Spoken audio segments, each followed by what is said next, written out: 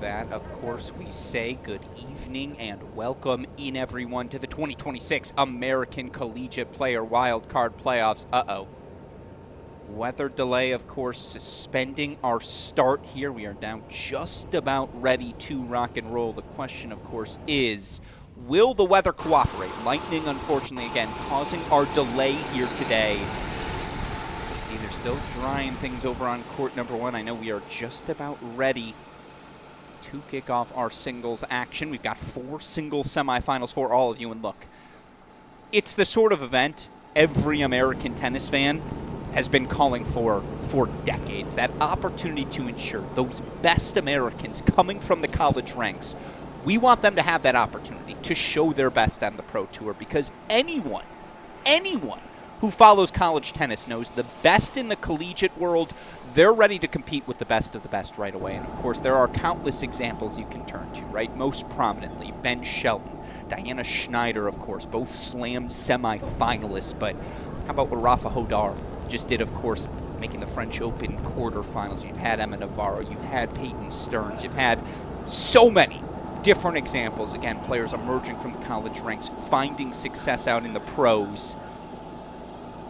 The accordingly, just to guarantee the best of the best would have those opportunities to compete against the best in America's brightest stage, the U.S. Open. This American Collegiate Player Wildcard Playoff formed, and of course this is the second iteration of this event. Fortunate enough to be on the call for it last year. Excited to be back with you all for this year's action. I've been told they're about to announce our players. They're going to have the national anthem, a 5-minute warm-up, and then we will be ready to rock and roll. So again, just wanted to give you that update. It looks like the weather's going to cooperate here. We will have a window to play some tennis, and that's exactly what we're going to do. Single semifinals coming up here shortly. Don't go anywhere. You're watching the 2026 American Collegiate Player Wildcard Playoffs here on the Cracked Racquets YouTube channel.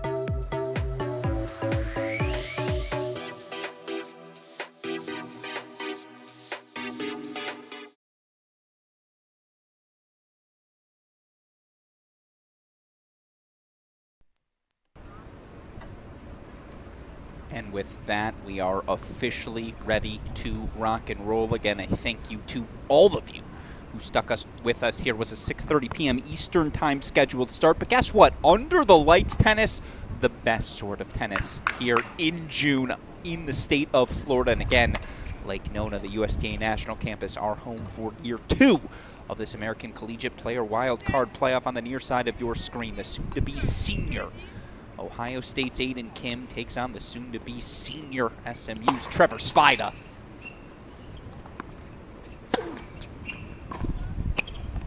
And with that, we are officially off and running. Good that we get to see some tennis here this evening. Again, you got 8 of the best Americans emerging from the collegiate ranks here in 2026.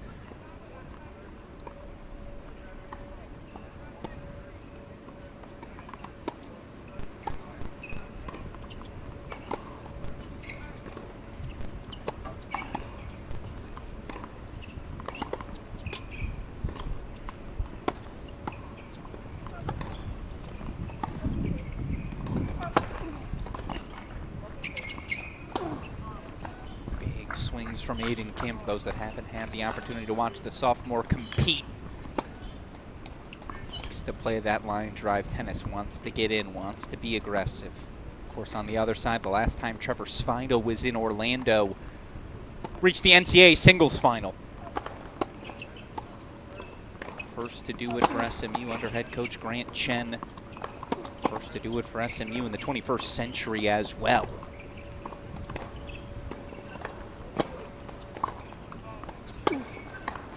Again, we can get into the rankings, we can get into the results. These two, of course, did play during the regular National Indoor Championships during the spring.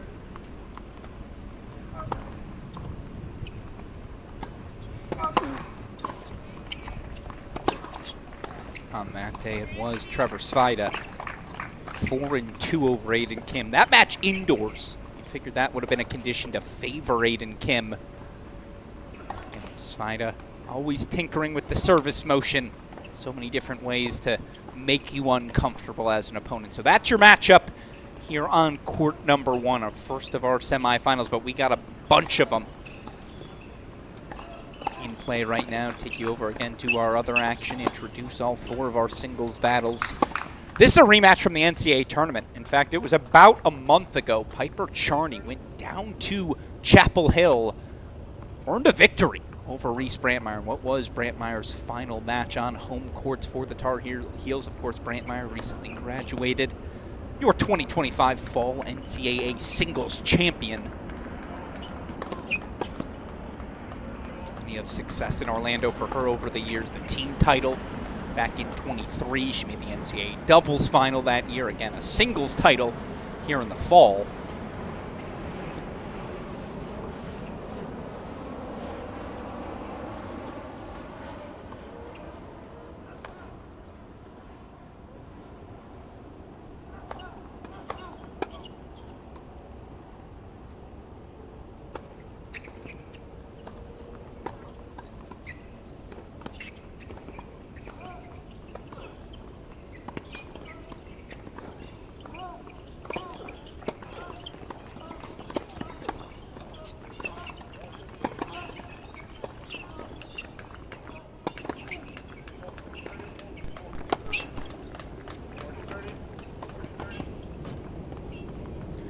Strong start from Brantmeyer. She grabs the break, and with it, the 1-love lead. Again, one of our 2 women's semifinals. Get you back over to that other action in a moment. Introduce, we'll keep wrapping around here. Take us over to court number 3, as again, you see our other men's semifinal, Matthew Forbes, who of course qualified for this event off of the accomplishments of his sophomore season at Michigan State. Clinched a Big Ten tournament championship, their first in over 60 years.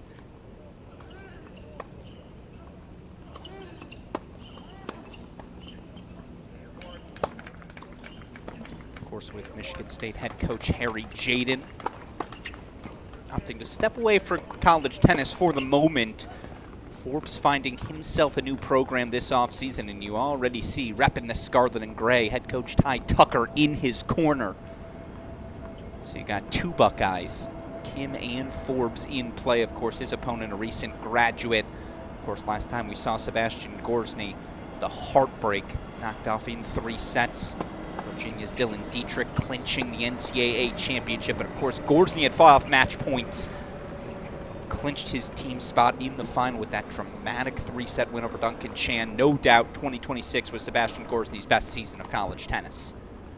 He was really good at the #1 spot all year long for a Longhorns team, national indoor champs, SEC regular season, and tournament champs. Oh, by the way, NCAA finalists as well. So there's no denying Sebastian Gorsny has earned his spot in this event. Scoreboard, you see a hair behind. It'll get caught up as first service game officially in the books. And so, last but not least, over to court number 4 we go.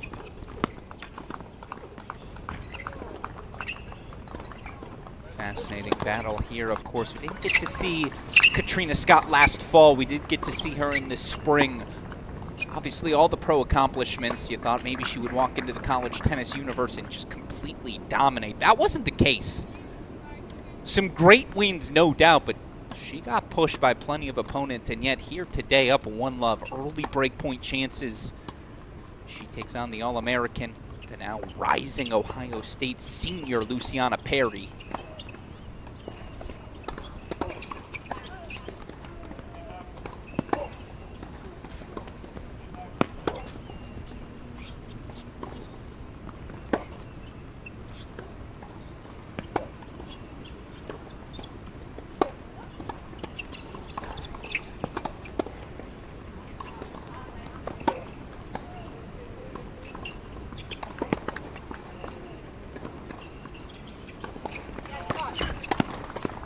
Yeah, that'll work.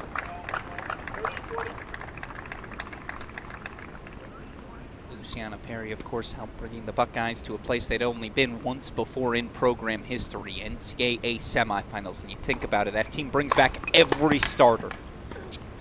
Every starter next season. They're hosting half of the National Indoor Championships. Special things brewing in Columbus. Perry's such a big reason for that.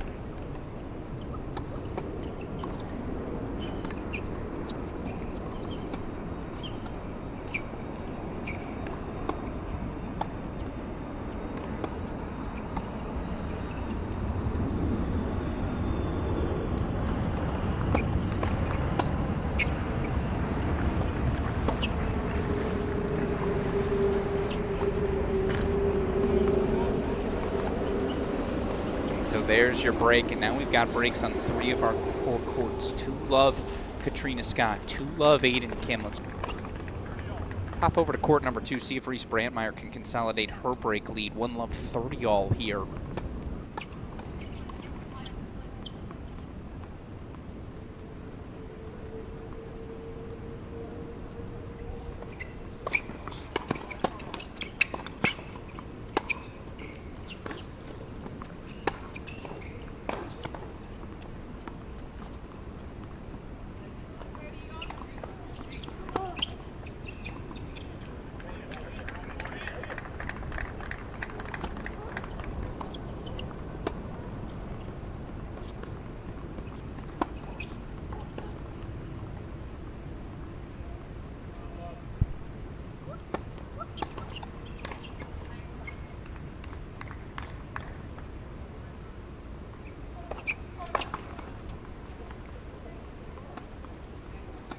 That was indeed the hold, so our scoreboard was a touch behind there. That was 40-30. Now 2-love Brandmeier. So, all right.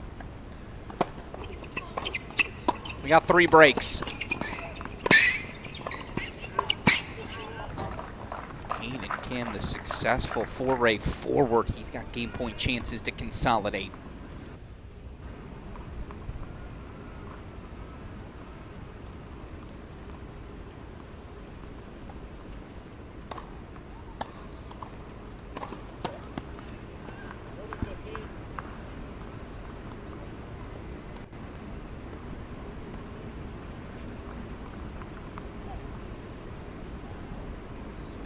breaks.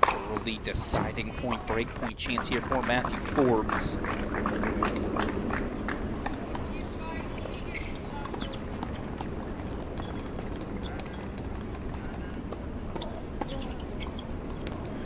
That's real smooth. It's grown man tennis from a grown man.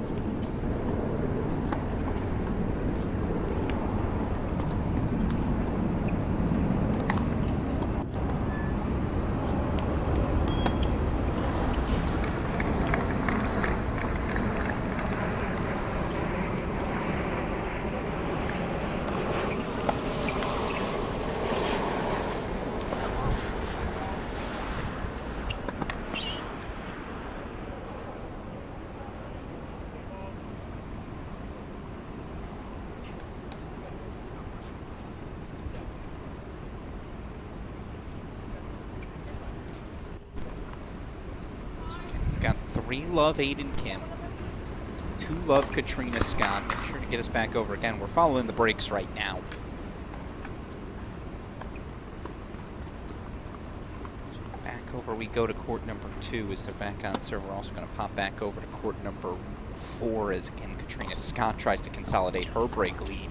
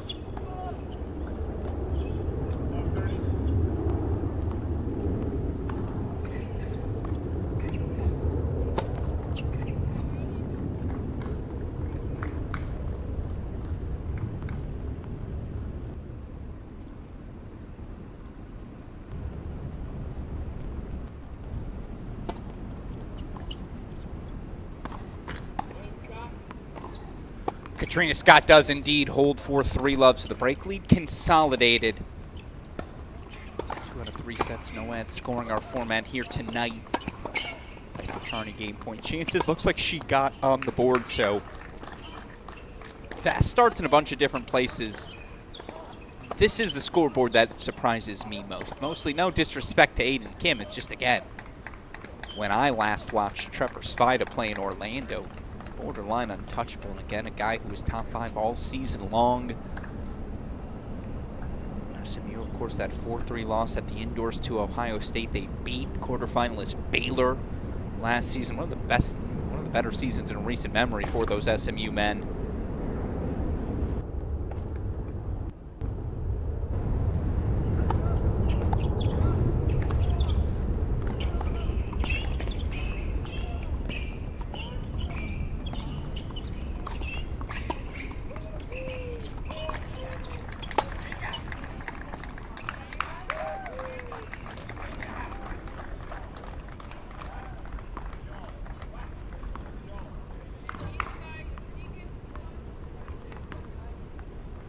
And he is on the board for 3-1, so it's just a single break lead. Single break lead in all of our courts. Let's pop back over. Haven't spent that much time with it. I know another tricky service game, and of course, Sebastian Gorsny went right from NCAAs off to the pro circuit. He is ready to rock and roll.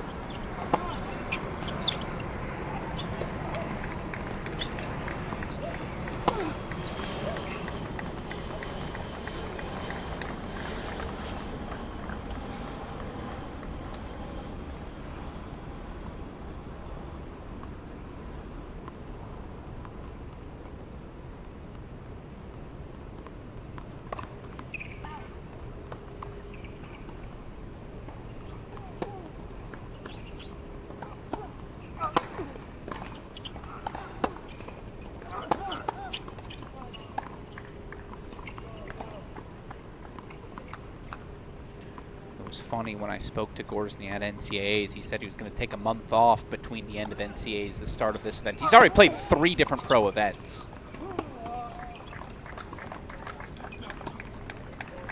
Gorsny, a finalist last week at the 25K in Wichita. Also won a match at the Tyler Challenger.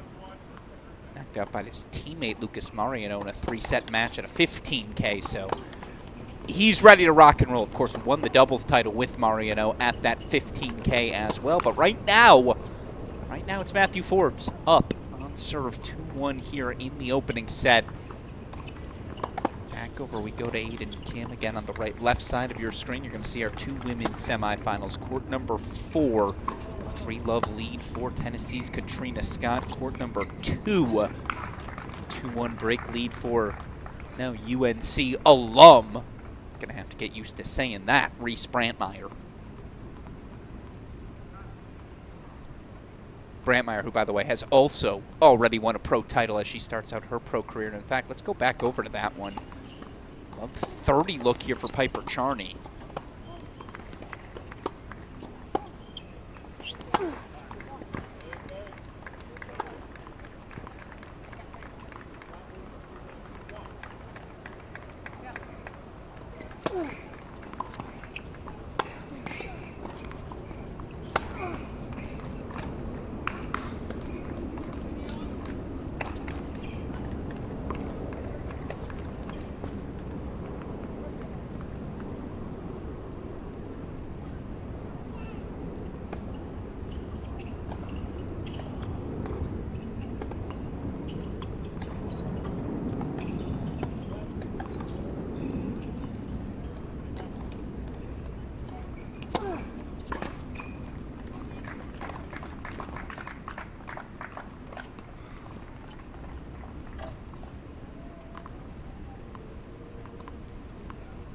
Had the opportunity to call their match in the round of 16. Charney used her drop shot as well as I have ever seen to just disrupt the rhythm of Brantmeyer.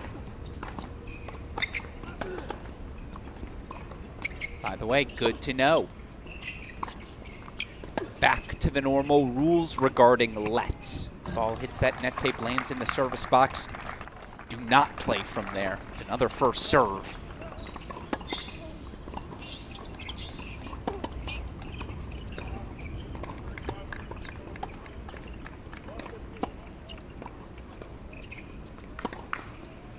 Breakpoint chances back for Charney.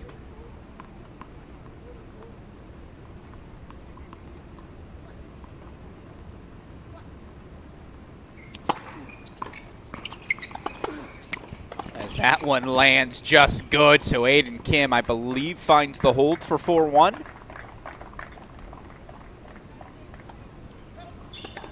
No, now, okay, our scoreboard must have been ahead. Deciding point coming up. No? Advantage, Aiden Kim. My apologies.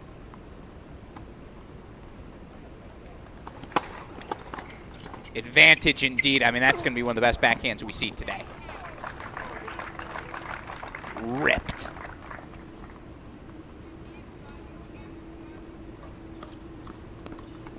That'll work. 4-1 out in front he goes.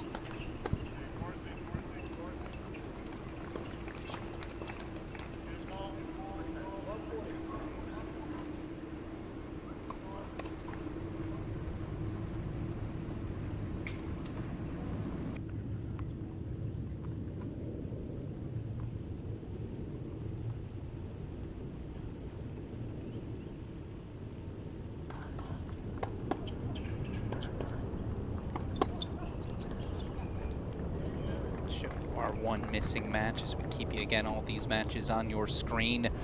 Luciana Perry holding 4-2-3, so the deficit narrowed on court number 4.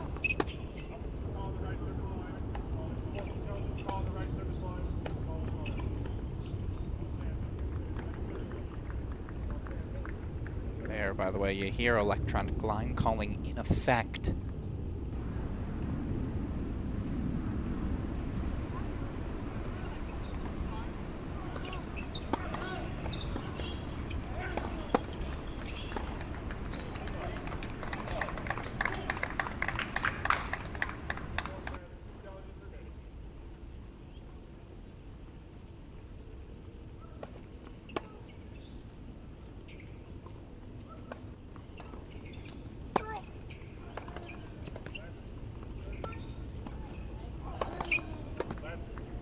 That's the right ball, though, for Piper Charney. You have to be aggressive. You got to go after that Brantmeyer backhand as well. That one's sitting in the box. Yeah, she missed it wide, but I think that's the sort of error you live with. Nevertheless, again, it is advantage scoring here today, so add Brantmeyer.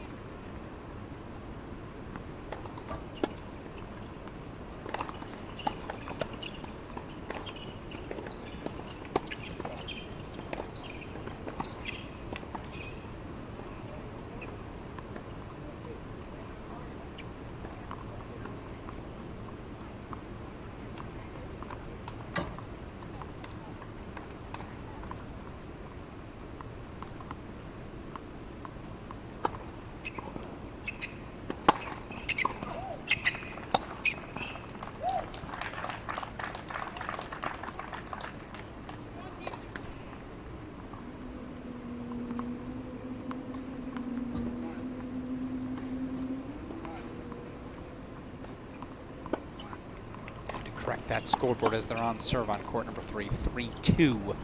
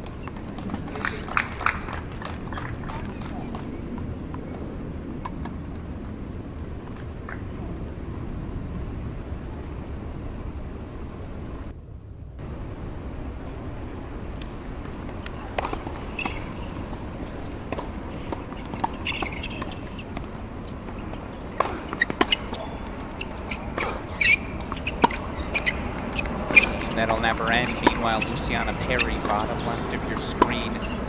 Rising Ohio State senior, gain point chances to get back on serve for 3-all. Charlie, another break point look here to get back on serve, and then I promise you we'll get another match in our big screen, in particular Aiden Kim looking so good on serve.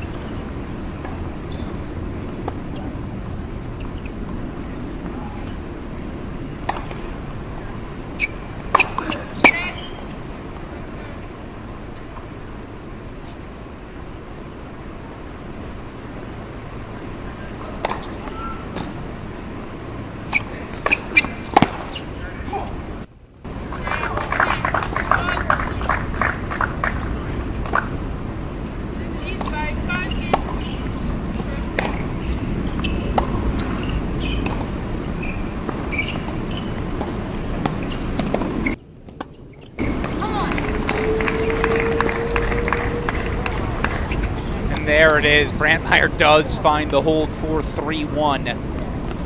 Aiden Kim to 5-2 out in front. Of course, we'll keep our eye on that one. Put that in the big screen as soon as they're out of the chair. In the meantime, let's pop over to court number 4. Luciana Perry in her own marathon service game. Went down a fast break 3-love to Katrina Scott. And now seeds the break back 4-4-2.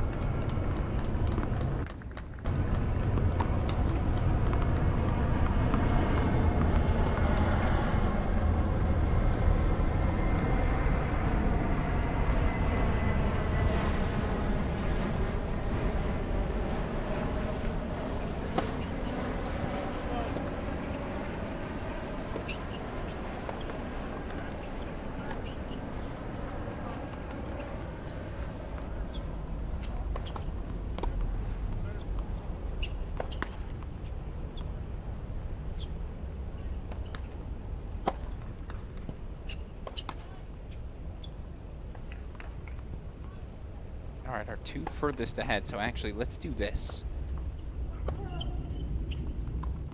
4-2 to the right side of your screen. Katrina Scott trying to reassert that first set lead. Meanwhile, rising Ohio State senior Aiden Kim.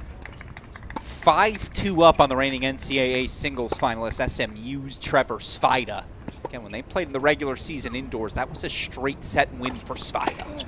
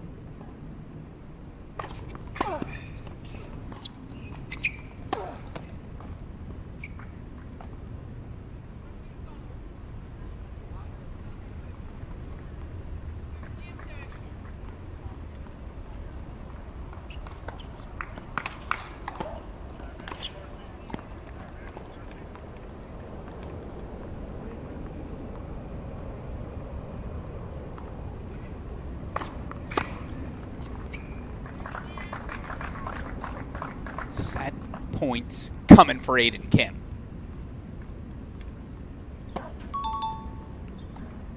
As it's a Katrina Scott hold 4-5-2, so we're going to go full screen here as Aiden Kim tries to close out the opening set.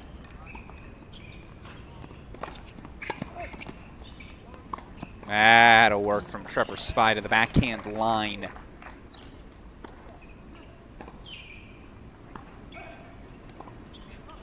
No talking to my people in Columbus. Buckeyes, of course, lose a heartbreaker 4-3 to TCU in the quarterfinals. They were back at practice the next day. And no one puts in work in the summer quite like the crew in Columbus.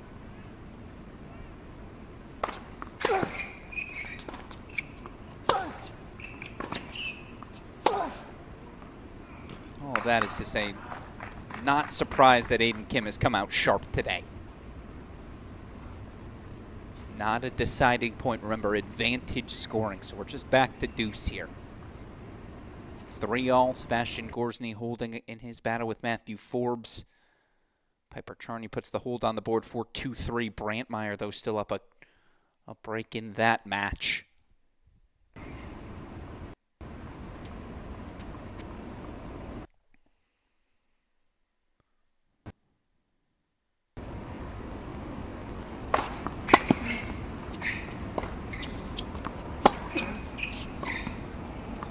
I mean, come on now.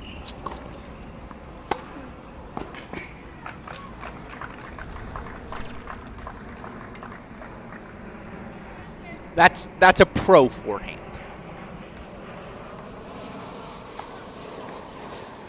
He has come out swinging today, no doubt. More set point. Another one here for Aiden Kim.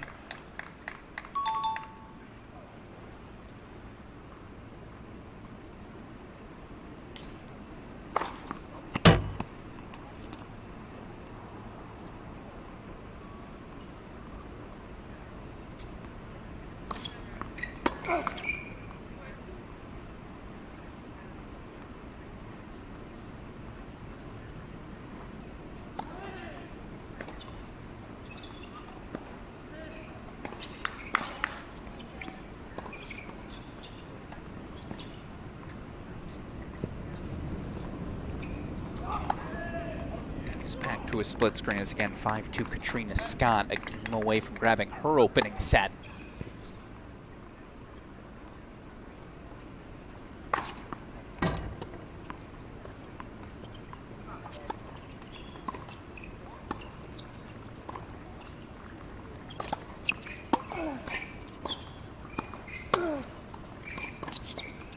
Another set point for Aiden Kim.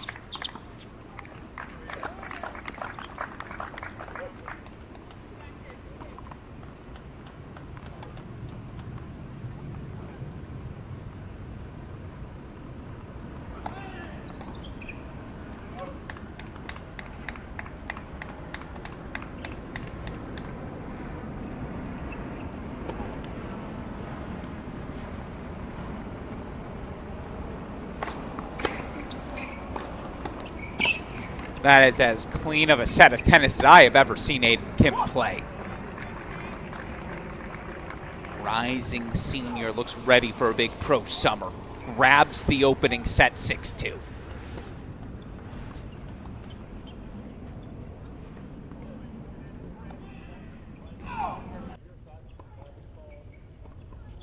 So first set in the books. 5-2 Katrina Scott, again up a break here. They are on serve, the only court with no breaks yet. That's court number 3, the battle between Matthew Forbes, Sebastian Gorsny.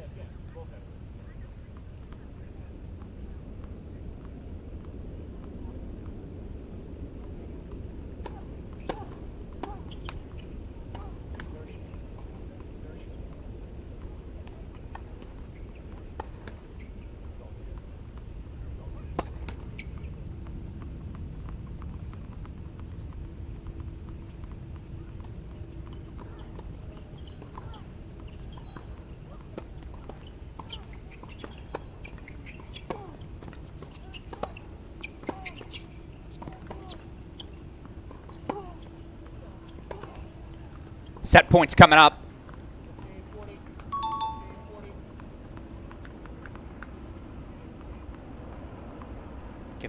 lately were in those sets. Let's go full screen for him.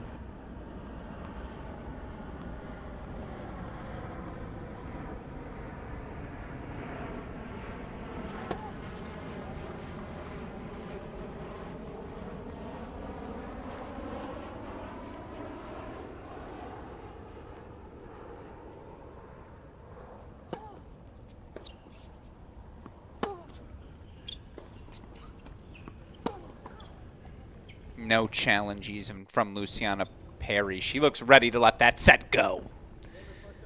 So, all right, one Buckeye victorious, the other going to have to find it as we play under the lights. Again, we were suspended by about 90 minutes. Weather just wasn't ready for this American Collegiate Wildcard playoff to begin, but now here we go. First sets to Aiden Kim, Katrina Scott.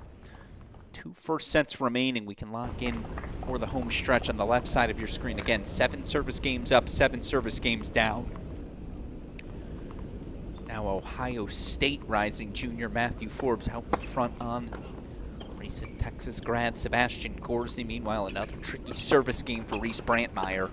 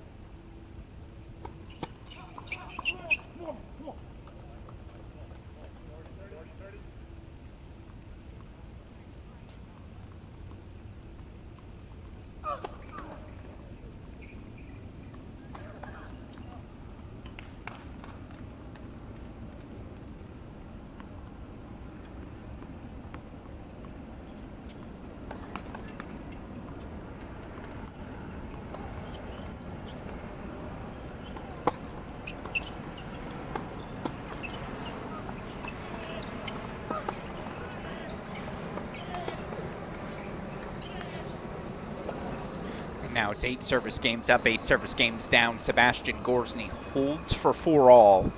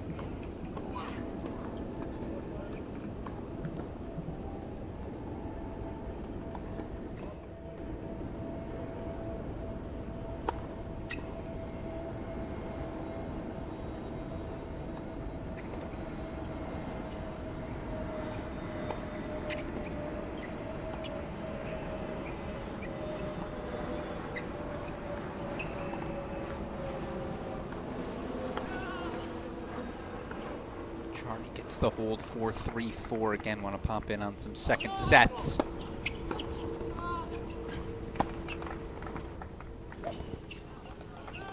Back to deuce, a pivotal opportunity. Really one of the first here for Sebastian Gorzny, or either of these two. As, by the way, you see Trevor Svida, the fast break in the second sets.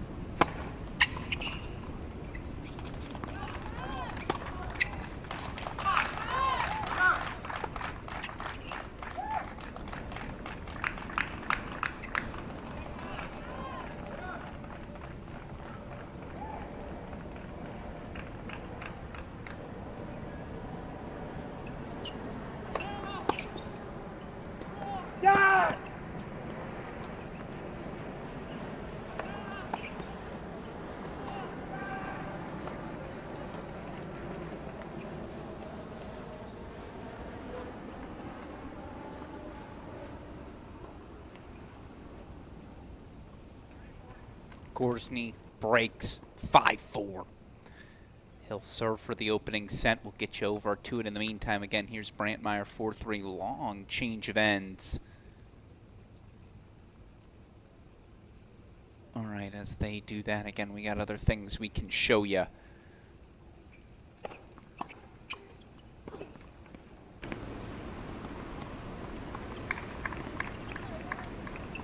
Second set's underway, of course, on courts 1 and 4. Again, opening sets belonging to Aiden Kim, Katrina Scott.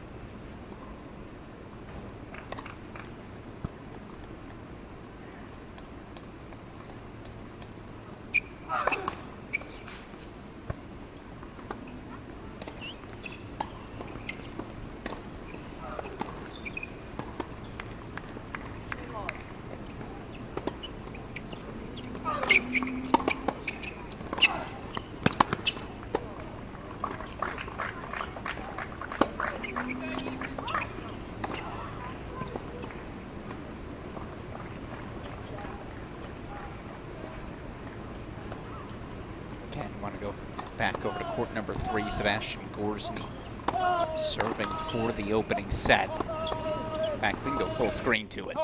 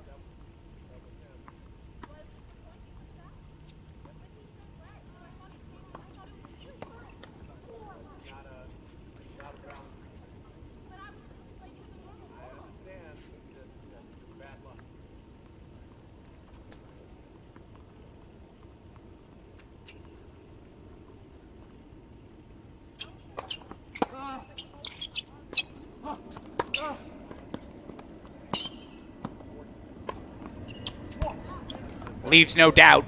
Opening set, Sebastian Gorsny. 6-4, the Texas grad grabs it. A set away from our championship match. A set away from a potential U.S. Open main draw wild card. And yes, that is the biggest trophy up for grabs here this week. Yeah, of course you're playing for this title. Awesome to win that wild card playoff. But what is the wild card for? Again, an opportunity to go compete with the best of the best. Opportunity, of course, to test your stuff against the best the Pro Tour has to offer. Oh, of course, by the way, in doing so, setting yourself pretty darn well. Setting yourself up pretty darn well, of course, after that.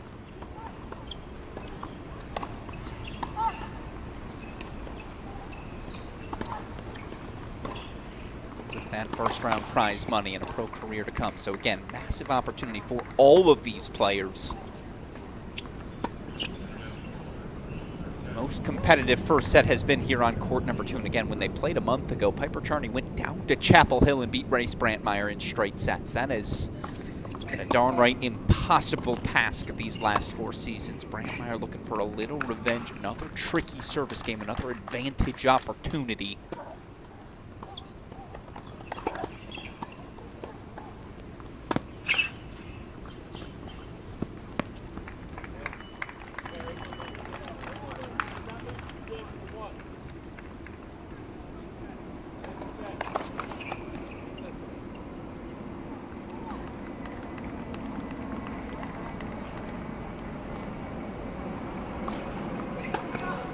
Was a set and a break lead, now back to on serve in that second set on court number 4. In the meantime, Brantmeyer does hold for 5-3. She's a game away. Trevor Svida again up that early break here in the second set. Looks like he just held for 3-1 as well.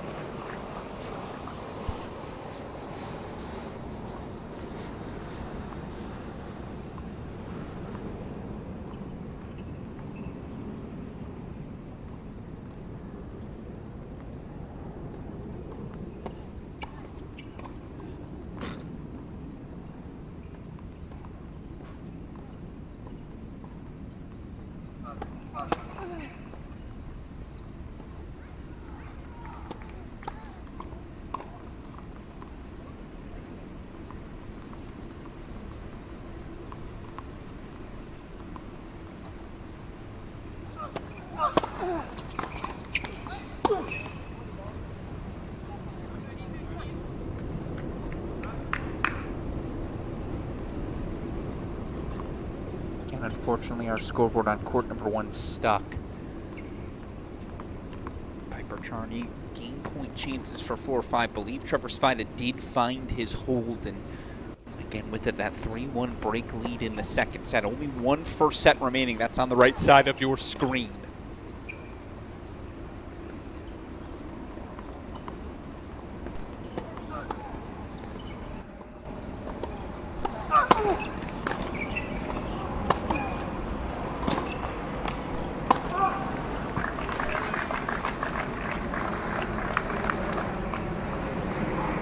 By the way, of course, if you are looking to follow one of these matches individually as Charney holds for 4-5, Brantmeyer serve for the first set, you look in the description of this YouTube video. You should find the individual links. So again, you can go follow any match if you're an Ohio State fan, Texas fan, SMU fan, whatever it may be. Say keep this feed open as well so you know what's going on elsewhere. Of course, we'll steer you across the ship everywhere. But again, if you're looking for that individual link, that's the place to head to.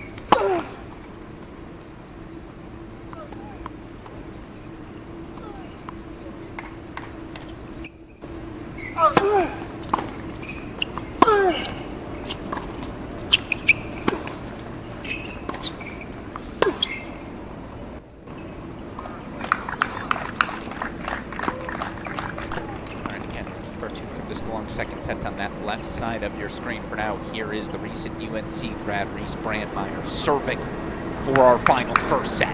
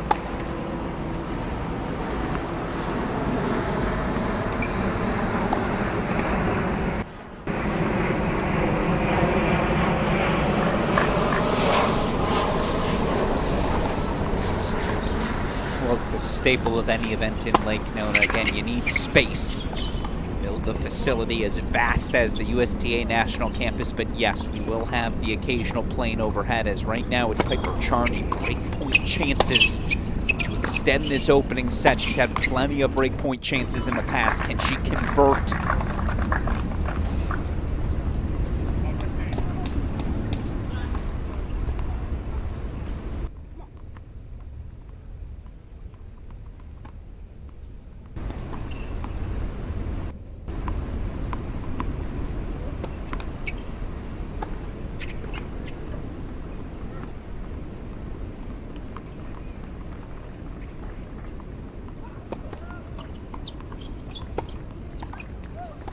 Well, that's what she did so well in Chapel Hill.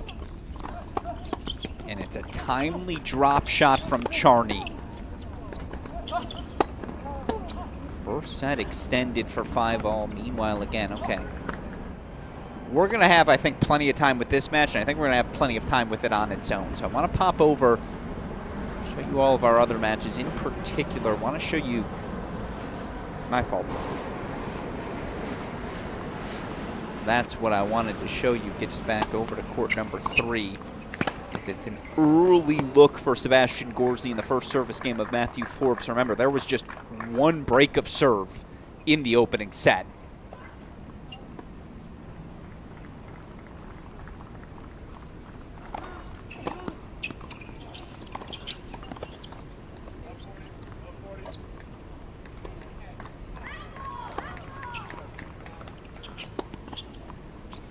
Reminder, those individual links for the court camera feeds, all you got to do, look at the video description here on YouTube. If you're a fan of a specific player, I won't be offended.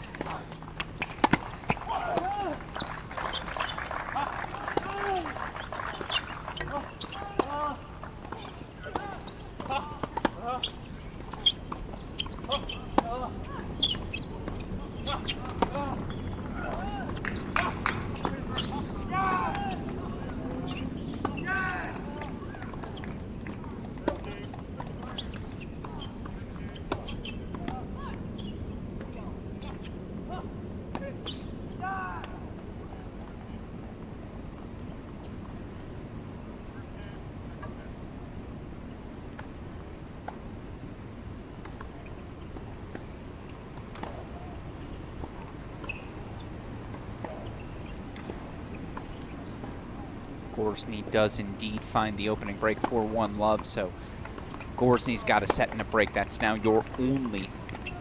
No, that's not true. Oh, yeah, it's your only set and break lead. Svida down a set, but up a break in the second. They're on serving that second set on 4. Let's go back over It is your lone remaining first set.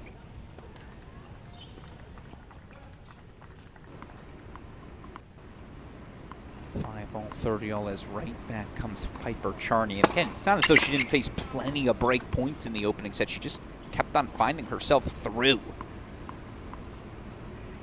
And now all of a sudden, here's Piper Charney, a chance to be on the front foot.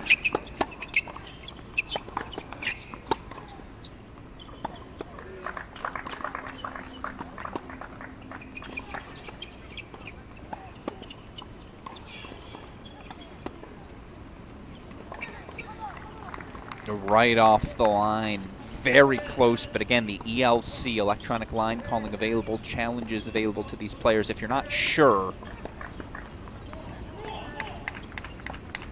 Always give that benefit of the doubt.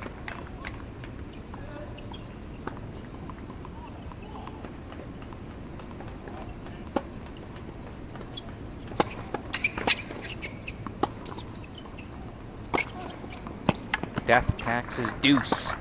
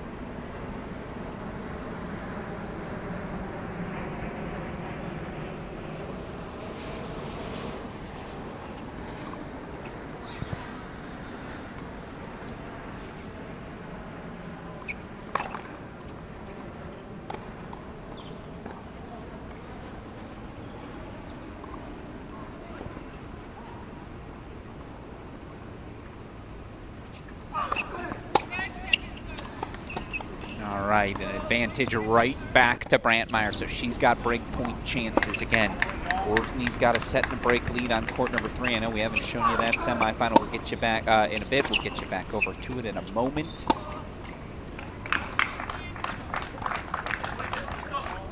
And what is our lone remaining first set? It is a break point chance for Reese Brantmeier. She just served for the set one time.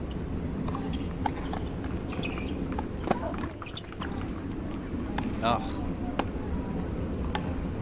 yeah, that forehand all over the place. So back to deuce we go.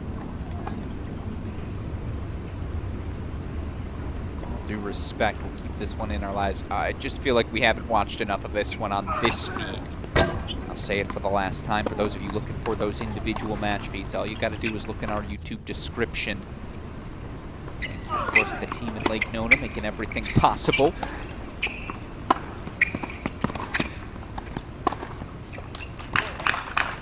And that's a different dynamic than we saw in set number 1. There you see Trevor Svida look to get forward.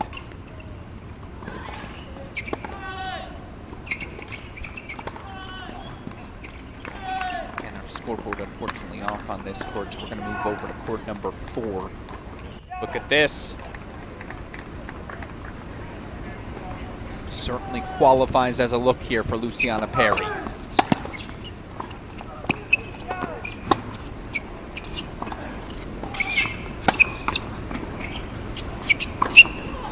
God, it's so unlucky.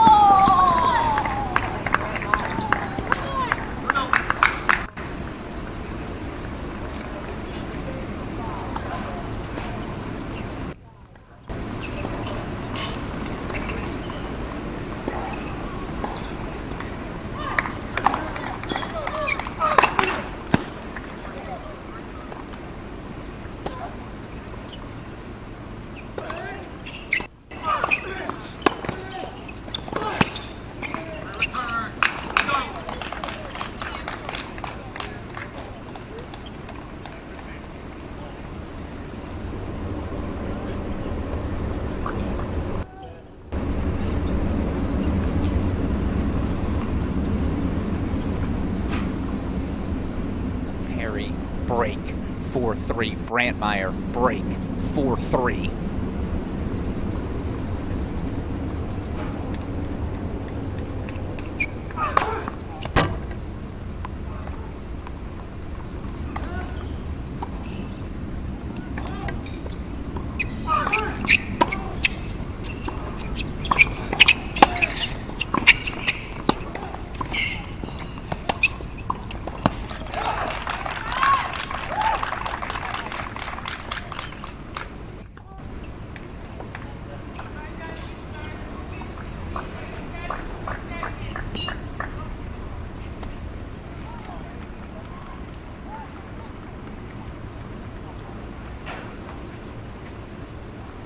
Apologies, no scoreboard there. All right. And that looks like it might be a third set forced. If the shirt's coming off and we're getting the chair out of the, umpire out of the chair, typically that indicates these two have played 2 sets of tennis before we've even finished one on court number 2. So in the meantime, take us back over to our other singles match. Seb Gordon up a set and a break, 6-4, 2-love, and actually starting to carry away. Starting to separate, pull away, not carry away, pull away as well. Another look at a Matthew Forbes service game. You know what? That's getting our big screen.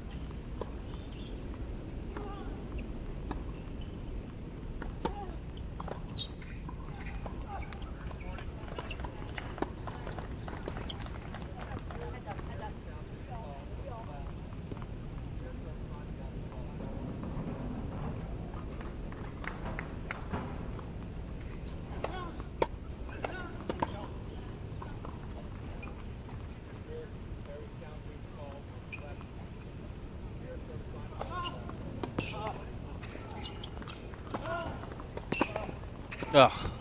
Come on now.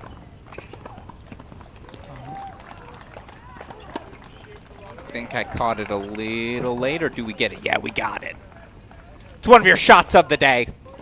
And honestly, it's just so wonderful to see Sebastian Gorsny, a guy who clinched a national championship, let's not forget, back in 2024. But to have that sort of loss in your final college match through no fault of his own, again, it was maybe the two best players in the country with a national championship on the line. But it's how you bounce back in a moment like that. And bounce back today he has. Set 3-love, Gorsny. Meanwhile, Charney with breakpoint chances right back on 2.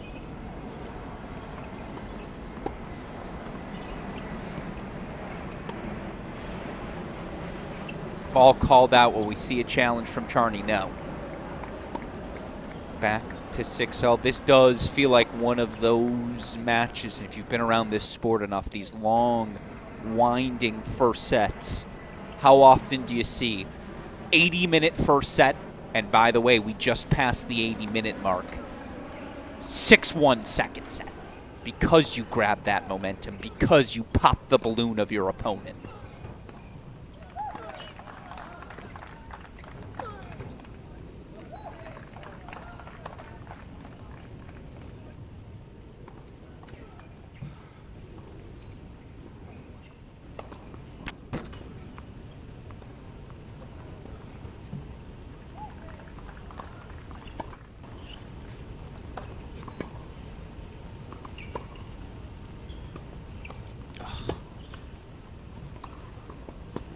Was that not a double bounce?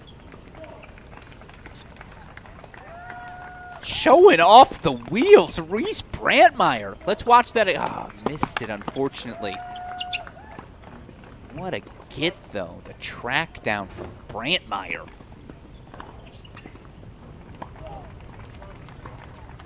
Yeah, it's going to get us over to court 4 in a moment. Still waiting on that confirmation. Did we indeed split sets? I think we did. Or Svide is up 5-3 in the second. Either way, get us back over to it. Here's a set point, though, for Reese Brantmeyer.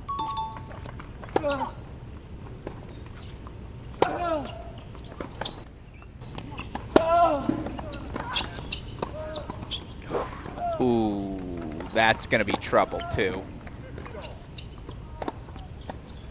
Can't do that. Chair's certainly going to say something. An 80-minute first set goes the way of Reese Brantmeyer. Of course, you get the frustration from Piper Charney. I'll say it again, 80-minute first set. But all right, now we can flash some second sets on your screen. Let's pop over to court number 4. Traded a couple of breaks this set. Meanwhile, that screams again, third set about to get underway on court number 1.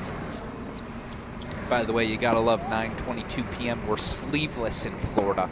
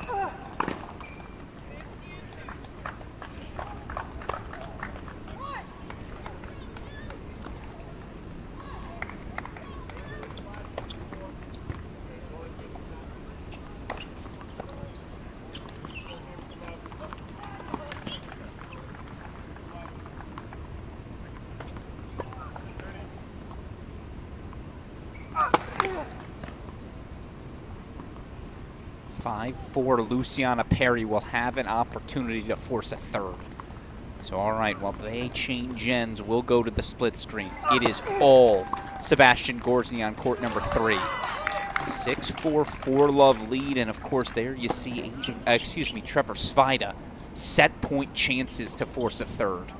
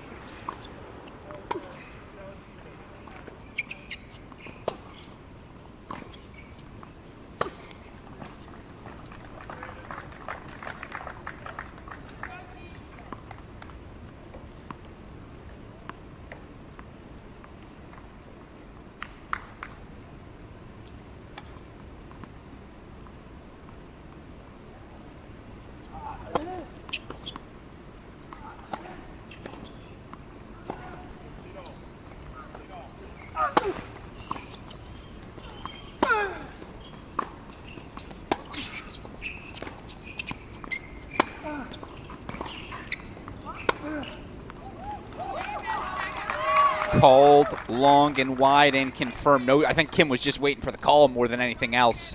So we're going the distance. Trevor Svida, the NCAA singles finalist, took him a second, but he finds his footing.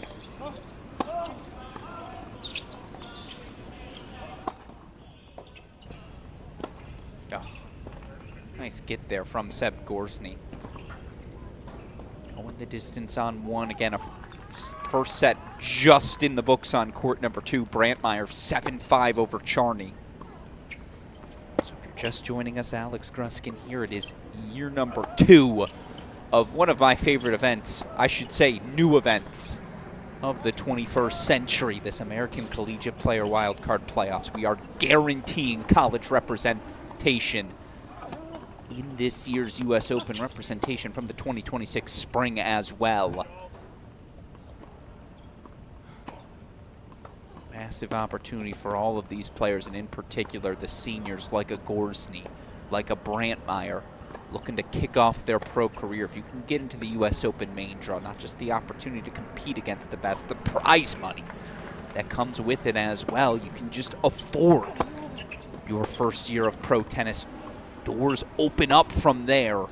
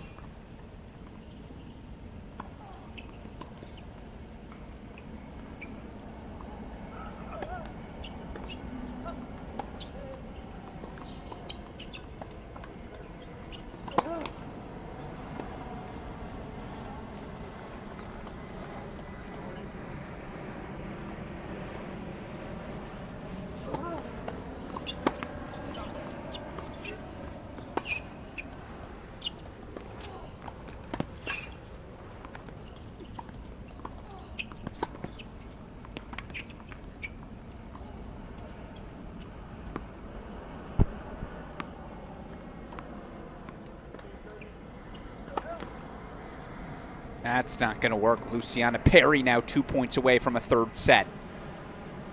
Deuce coming up on court number 3, what is obviously a must-have service game here for Matthew Forbes.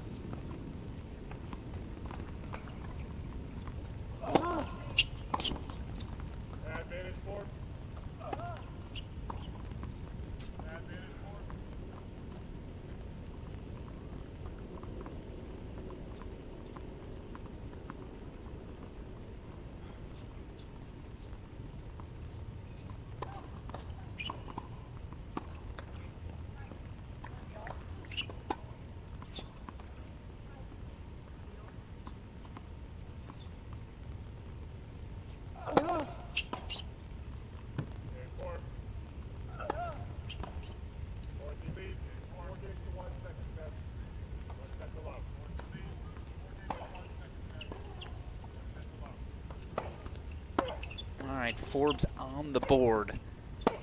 Still Gorsny set. Double break lead for Love in the second set. We take it back over. Let's go full screen here. Well, it would help if I clicked the right button, wouldn't it? Set point chance for Luciana Perry.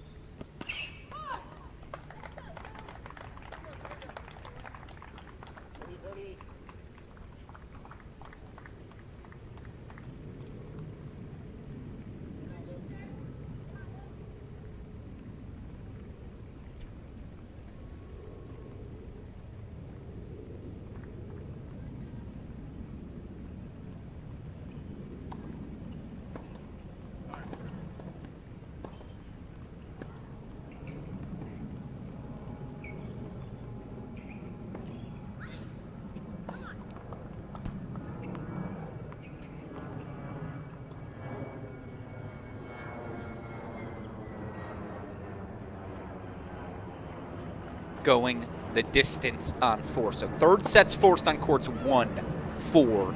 Back over, and we're going to go full screen. Seb Gorsny set and double break lead here. 6-4, 4-1, 15 Love. As Perry finds her way to a third. Of course, full third set for those of you curious.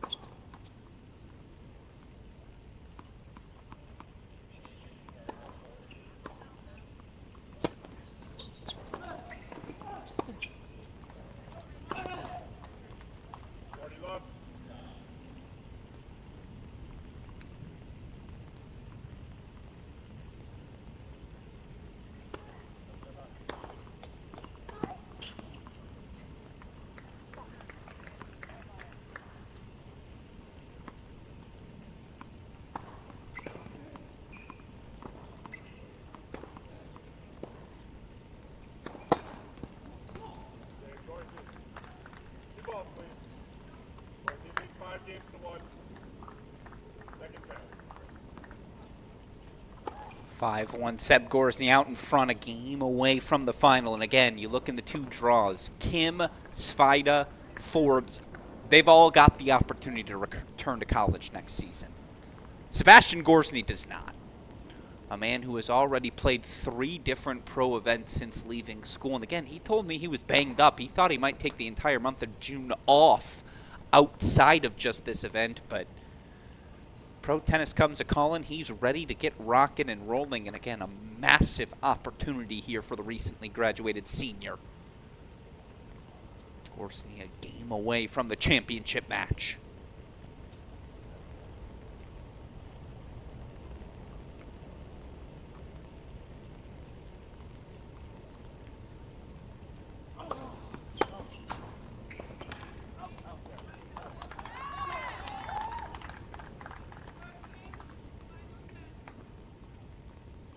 By the way, Reese Brantmeyer found a break right away in set number 2, so 7-5, 1 Love out in front.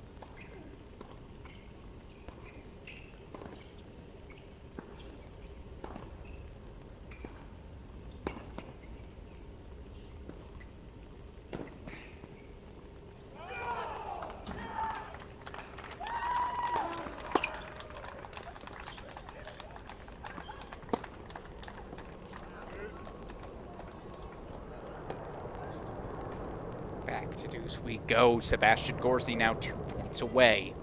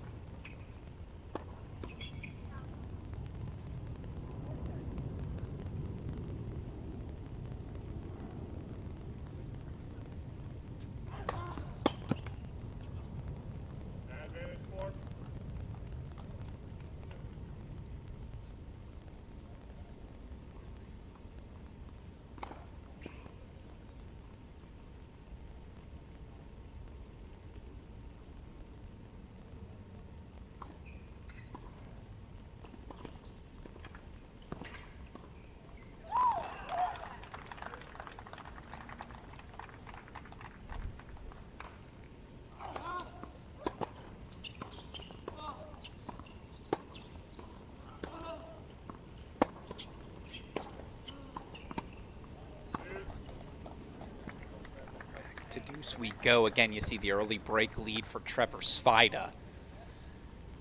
In fact, I feel compelled to bring that one back into our lives, so that's what we're going to do here.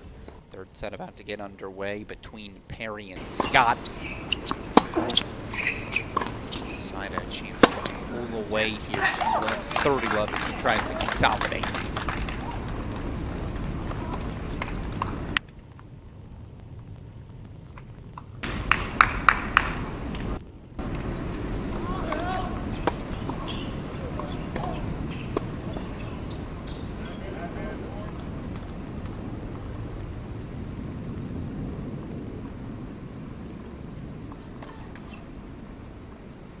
Still waiting on the start of that third set between Scott and Perry.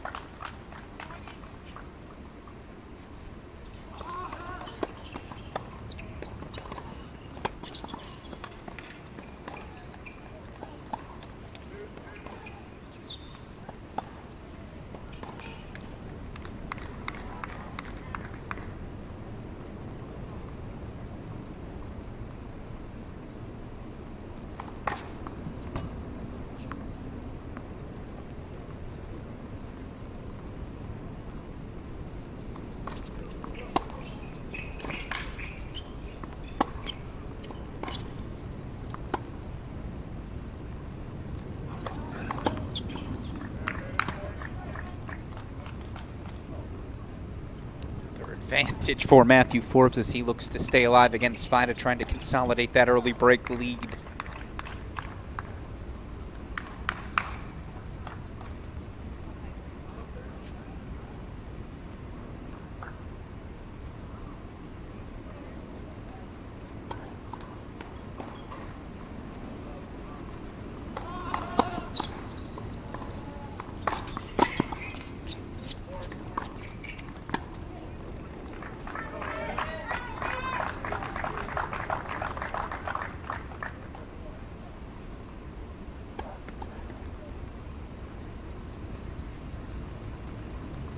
Holds 4-2-5, back over we go. Third set now officially underway between Perry and Scott. Want to take us back over. I know we spent a ton of time with that first set, but on court number 2, Reese Brandmeier trying to create some serious separation. Break point chances for 3 love.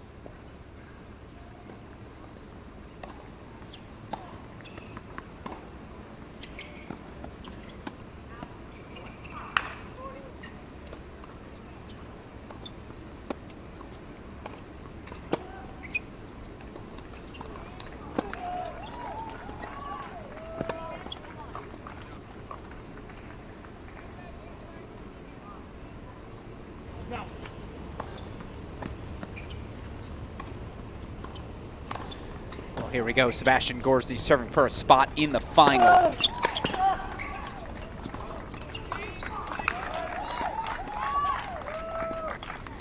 It's funny, I do see that. Again, appreciate all of you joining us on YouTube. Couple of questions. Why no Michael Zhang? How is this field determined? Again, the top-ranked Americans, they got the invite. And yes, I know that Katrina Scott resume perhaps not as expansive as some others, but she was playing SEC number ones. Top 10, top 5 players every weekend. You win even a couple of those matches, the rankings will be kind to you.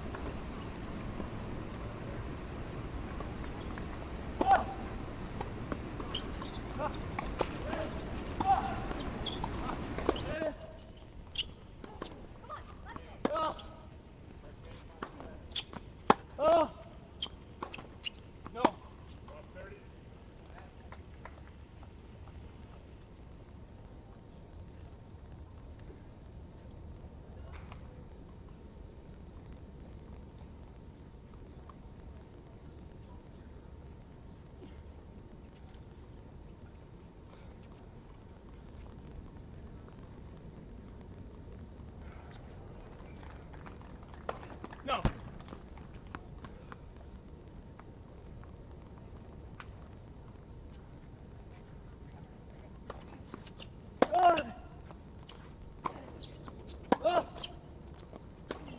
Wide. Good score, the challenging the call, the right far sideline. Ball was called out. Call overturned. Call overturned. There you hear it. So, yes, our call a little bit behind as you saw that Forbes shrug. Let's see if we can get that audio back properly aligned here as Gorsny back to 15:30. No. Yeah, there we go. Now we're back.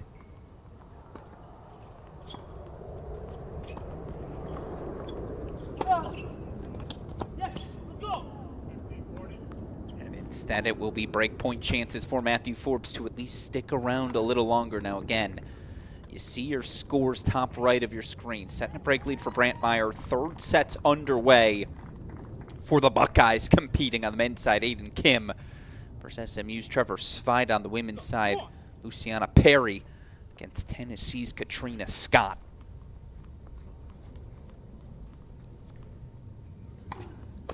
No. Sorry.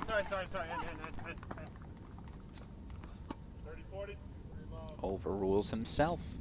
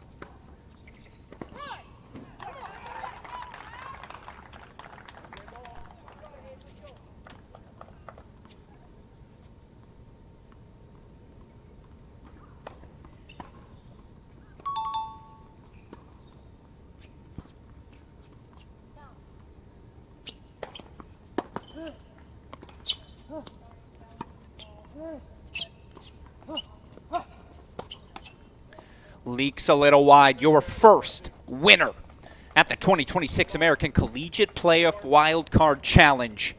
That's not what it's called. I saw the player. It threw me off. Collegiate Player Wildcard Playoffs. It's the recent Texas grad, Sebastian Gorsny. 6'4", 6'2", Gorsny. Into the championship match where a date with either Trevor Svida or Aiden Kim awaits. All right, 1 down can show you everything we've got left on the board. Courts 1, 2, 4, all in play.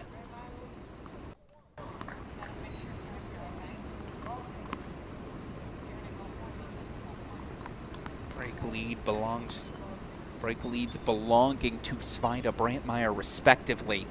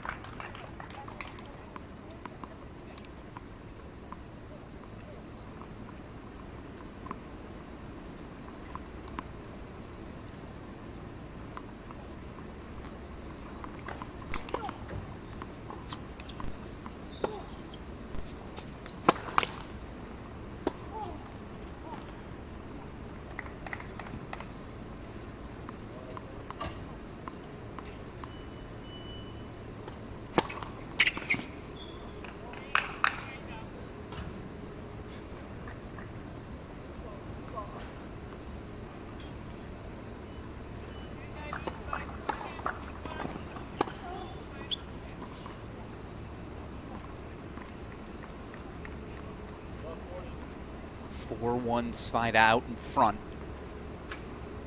Take us back over now again. Piper Charney just got one of the breaks back, was down 7-5. Or excuse me, put her first hold on the board. Brantmeyer, though, staying out in front by a set and a break, and she was up a break pretty much the entirety of step number 1.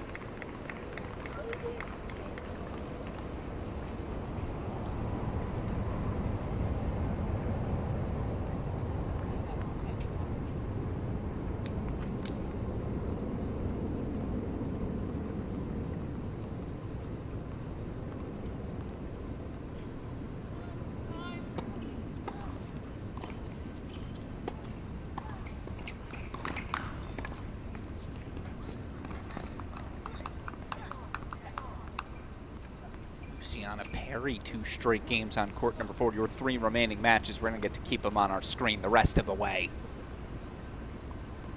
Try my best to alternate who's furthest along accordingly. Let's head over to our men's semifinal. 4-1 lead here for Trevor Svida.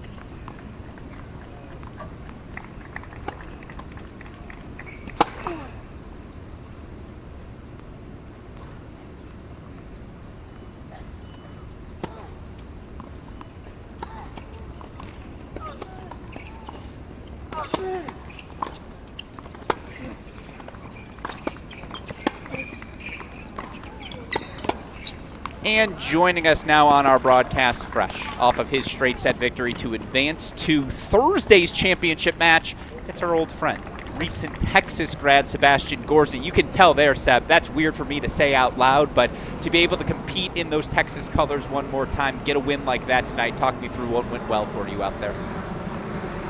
Yeah, it's funny, standing in the final in Athens, when we played the national anthem, I'm like, wow, this is the last time I'll ever play the national anthem unless I make the Olympics. And here we are, played it one more time and probably one more time on Thursday, so that was nice. But no, it was, I mean, obviously it's a lot of pressure. The nerves are there. I mean, everyone knows what's on the line. So just tried to prepare as best I could. And I mean, I brought like 10 towels, and I was yesterday, I didn't prepare well enough for practice. My shoes were soaked 6 games in. So I just made sure I prepared, and slept as much as I could and try to focus on what I can control in the process and kind of let the outcome take care of itself. And luckily, I got the first win today. Yeah, no, and I'm curious because obviously this was a match that was scheduled for 6:30, some lightning suspending things. How difficult is that hour-and-a-half delay? What'd you think you did best? Because, I mean, again, unbroken on serve, that's a pretty good day for you. Yeah, we have food here, and I kept going and getting a little bit of pasta, a little bit of chicken. I kept going back. I'm like, I'm still hungry, and I kept getting more food every 20 minutes. I'm like, this is never gonna end. I can keep eating. My nerves were just telling me I'm hungry, so it was nice to keep eating some good food. And it was. I mean, it's nice weather now. It's not. I mean, it's very humid, but there's no sun, so it's nice, and it's you feel warm the whole time. Get a little warm up in, and we're good to go. Yeah, I like to hear that. We certainly saw that tonight. And, you mentioned Athens. I want to go back to that because we had a conversation in Athens. I was asking you, hey, what are your pro plans? Like, when am I going to get to see you next, my friend? And at the time, you had said you might take a little bit of a break between that NCAA tournament, this event, which you thought you might be a part of. You've played 3 different pro events in the months since the NCAA's finished. I'm curious what led to that decision. Dare I ask, how is that body feeling after 6 months straight of action? Do you want the long story or the short story? Both. Hit me. Well, first I went to Lakewood with 2 of my teammates. So I was like, what am I going to do in Austin? I'm just going to keep hanging around my college teammates while I can. So I went over there and, played my doubles partner, Luca, first round of quali. So lost to him and just kind of chilled and played dubs, and then got a wild card to Tyler, played that, and then Wichita is one of my favorite tournaments, so I went over there not expecting to make it to the final. I thought my flight was booked from Austin to here on Sunday and ended up moving it to Sunday night from Wichita. Fight, whatever, there was a storm in Atlanta. I had to spend the night in the airport, slept in the airport for 2 hours, flew here yesterday morning, just 2 hours of sleep, and just battled. So no, body's feeling it a little bit, but got 12 hours of sleep and a 3-hour nap today, so I'm good to go. Again, so you were the one who wanted that rain delay, so you could chill for a little bit. I like it, my friend. Well deserved. And again, to have this opportunity, this American Collegiate Wildcard playoff, can you talk about the value of that, to have that opportunity to compete for a U.S. Open wildcard in your first summer of pro tennis? How valuable is that opportunity to you? Yeah, I mean, this is a great opportunity that the USTA and ITA and college tennis is providing us. So super thankful for the opportunity and grateful that I got the win. So I'll be heading to the US Open either way. Let's just try to make that a main wild card instead of a quali. So yeah, super blessed and happy with the result, and thankful for the USTA and college tennis for giving us this opportunity. Love to hear that. My last question for you right now, Trevor, up in a third set on Aiden. I think you played both this past year. Curious, you got a preference? What it's going to take Thursday to get through and secure that wild card? In the past, I probably would have had a preference, but these days I've like to think I've matured, and I just try to focus on what I can control and my process, and not really worry about the outcome too much. So both will be a battle. I think Trevor's up like 4-1 double break, so I'm guessing it'll be Trevor. But you never know. Aiden's came back before, so either way, I'll be ready and excited, and I'm sure it'll be a good battle. Well, a great answer, and yes, a very mature answer from you, my friend. A mature performance tonight through in straight sets to our men's singles final. Sebastian Gorsny, always a pleasure, my friend. Appreciate you taking the time, and obviously good luck the rest of this week. Thanks, Alex. Hook 'em.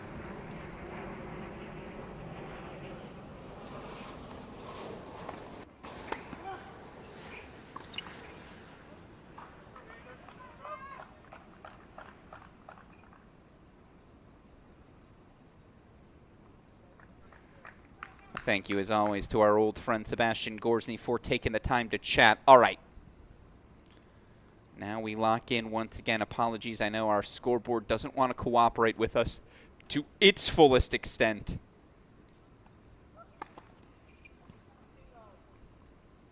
It's either been the longest 4-1 service game in history, or we are a touch behind. Where we're not behind is on court number 2.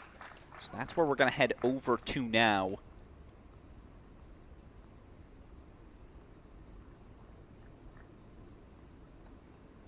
Would help if I got our court volume back up and rocking and rolling. Want to make sure you all could hear Seb there.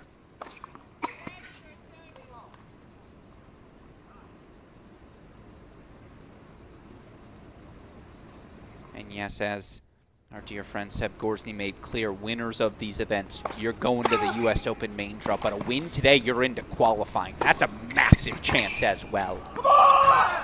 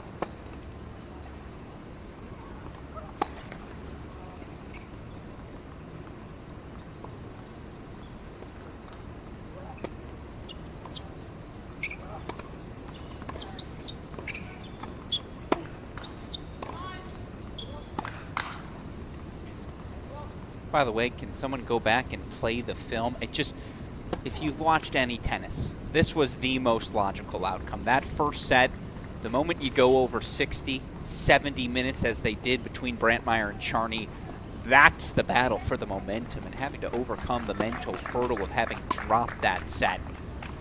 I think you see that reflected in our scoreboard.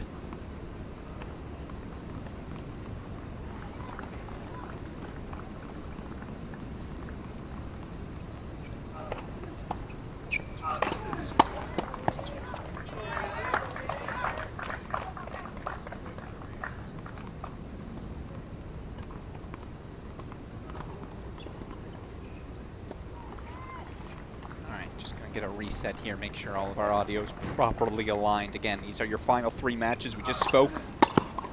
Texas's Sebastian Gorsny.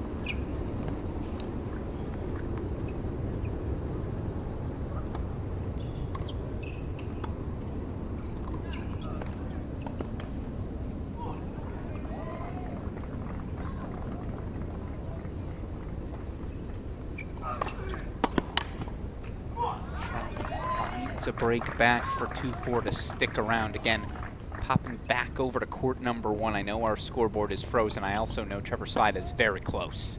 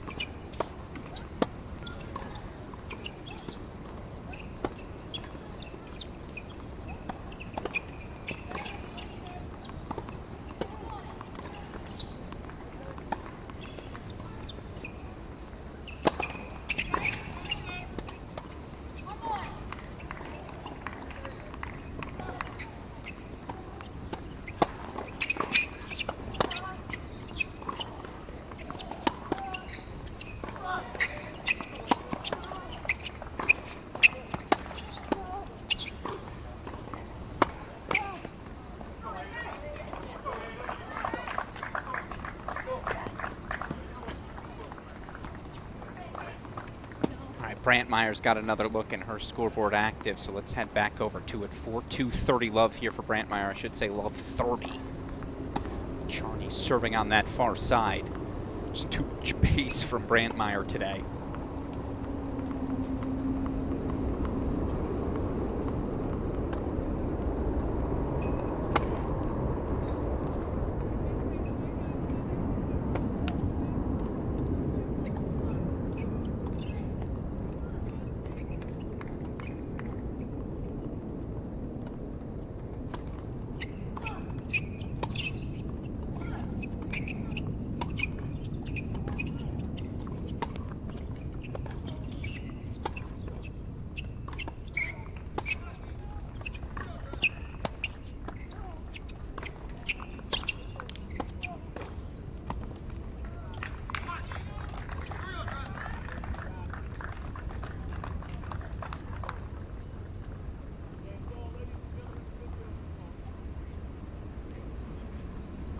What's been the call? It's a medical timeout, it looks like, on court number 3. Yeah, Katrina Scott's got the trainer out, so in the meantime, we'll go to a split screen. Brantmeyer look at 5-2.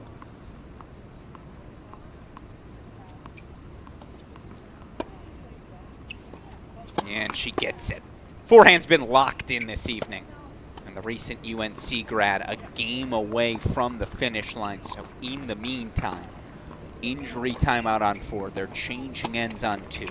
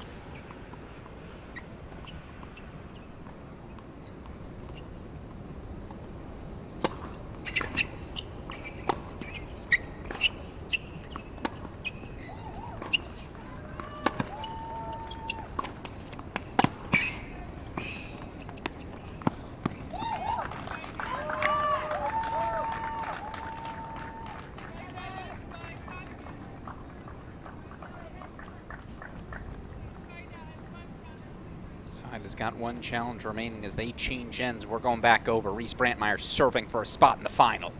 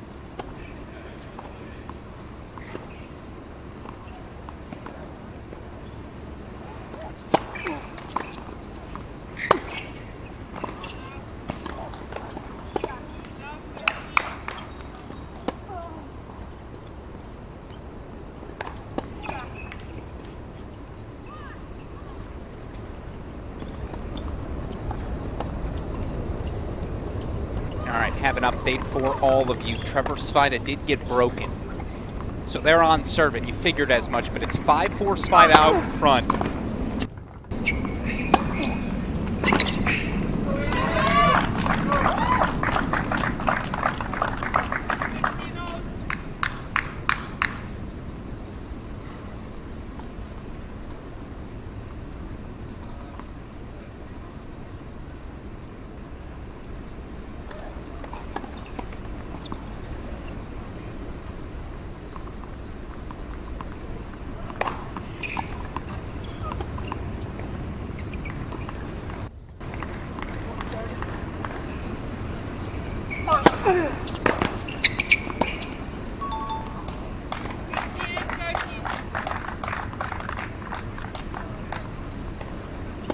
Not to be. Charney fights off match point. We are back to deuce.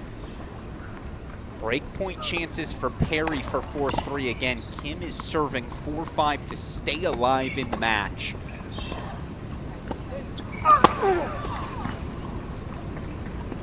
And now I believe this is 15-40 match points.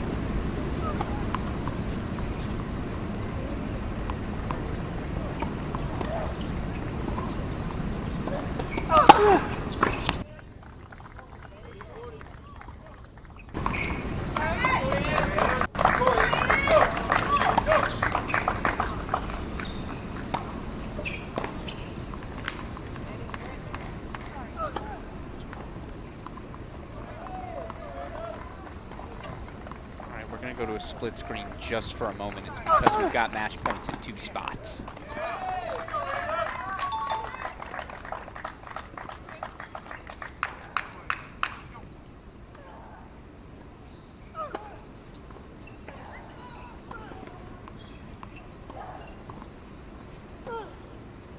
That'll do it. Reese Brantmeyer over the finish line. 7-5, 6-2. She grabs it. Kim fights off his match point. Still another one to come. Meanwhile, again, they are slugging away.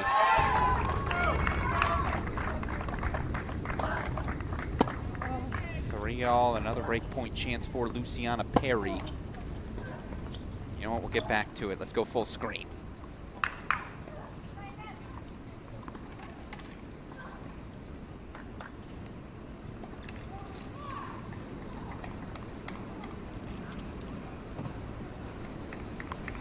Aiden Kim must have held for 5-all. 5-all, third set. Back to the split screen we go. Break point chances here for Luciana Perry.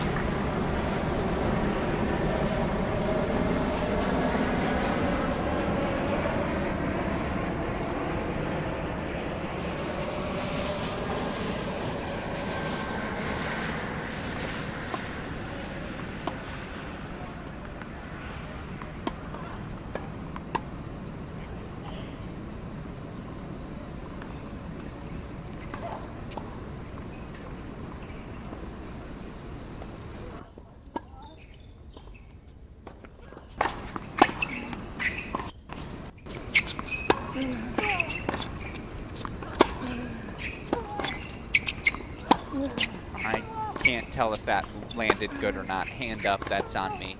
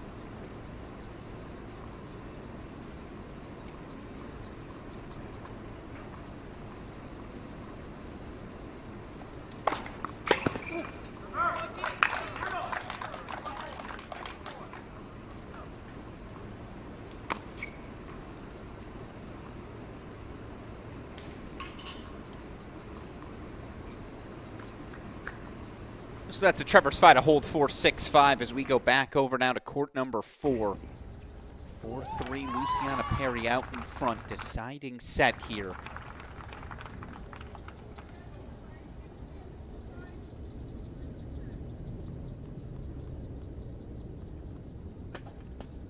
Svida now out in front 6-5. Again, all the Buckeyes watching one another, plenty of time shared with one another.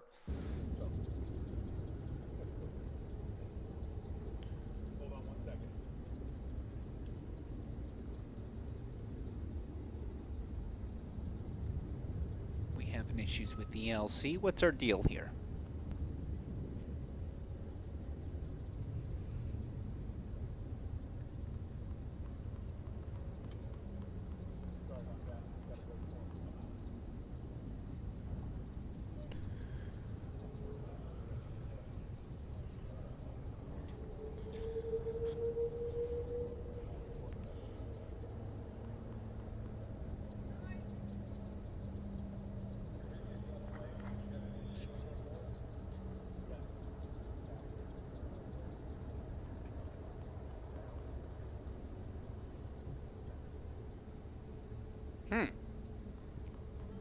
All right, well, we've got action once again, so we are ready to rock and roll on court number 1.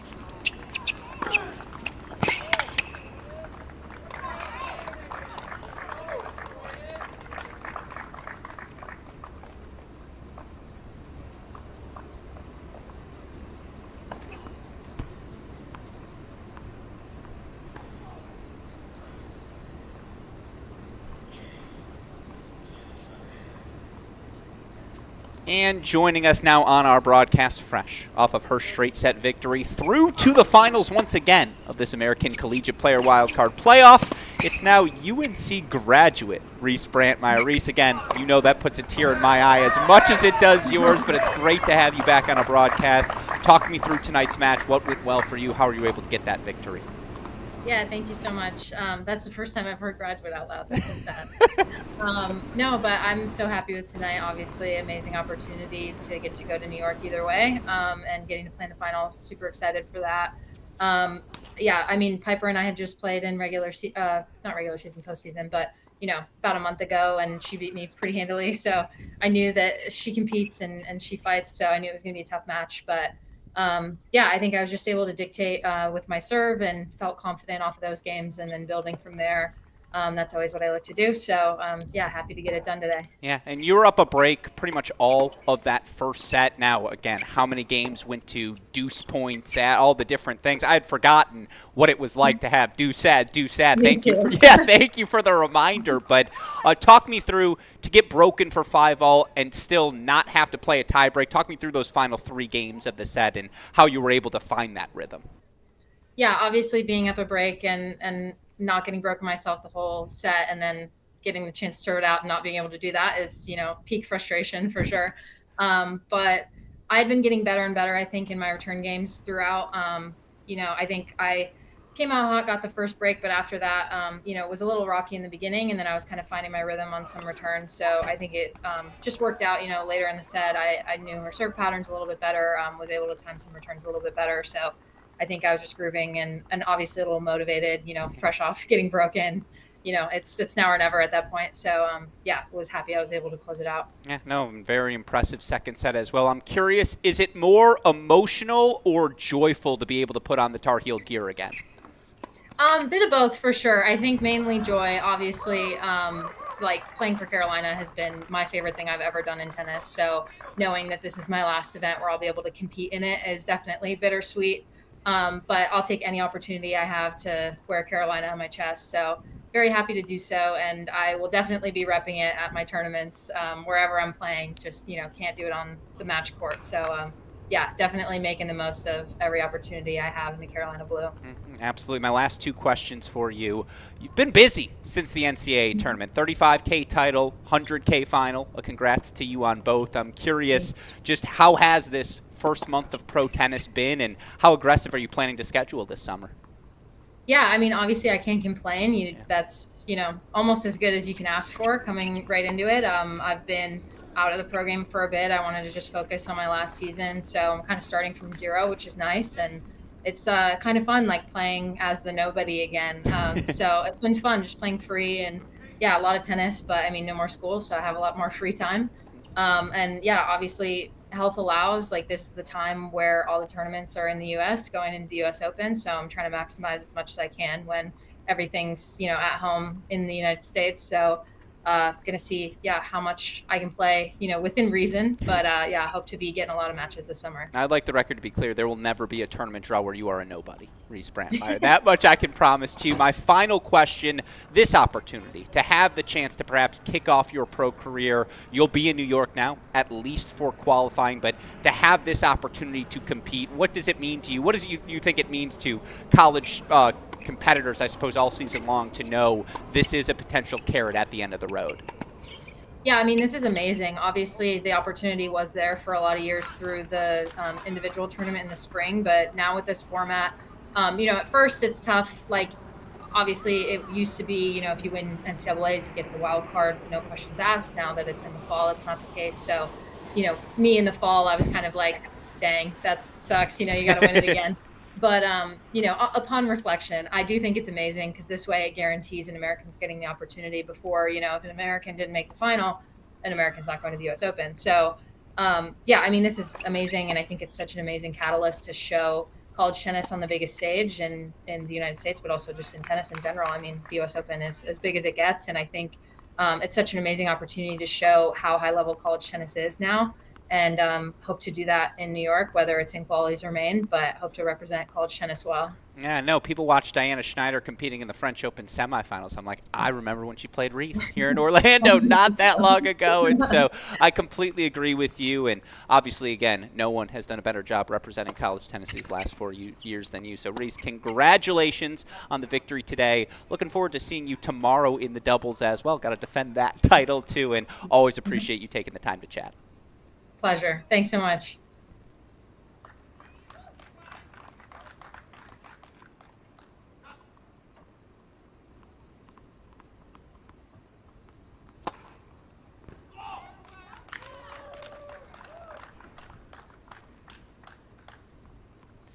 A shout out to our man Josh on site, who's got the info for us as they change ends. Let me update that score for you. It is Svida 5, Aiden Kim 1 as they change ends. Third set buster. Meanwhile, Katrina Scott has flipped things.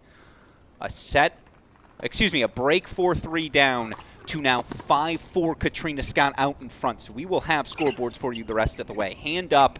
You have the chance to speak with Reese Brandmeier. You have to do it. Again, no better ambassador for our sport. A thank you to her. A thank you to Sebastian Gorsny, each of them clinching their spots in New York. But now we lock in.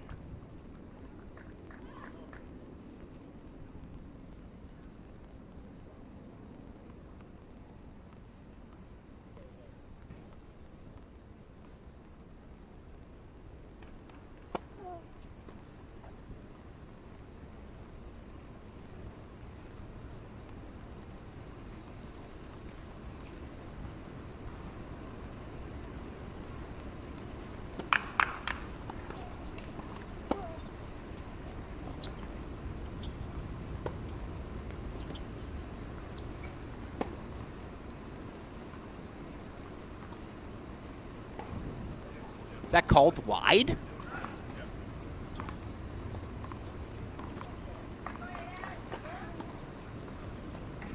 Call confirmed there by the ELC.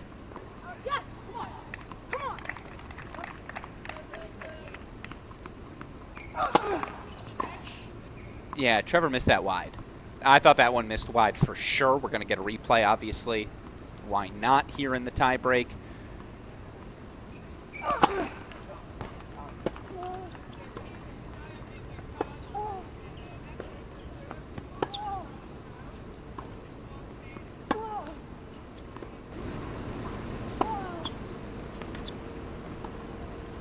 I believe the call was confirmed.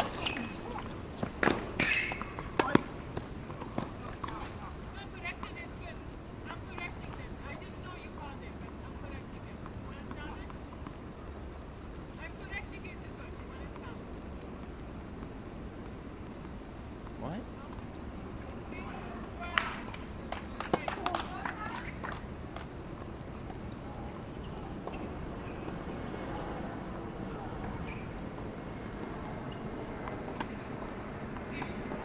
So our audio is behind. It actually might be 6-1 match points here.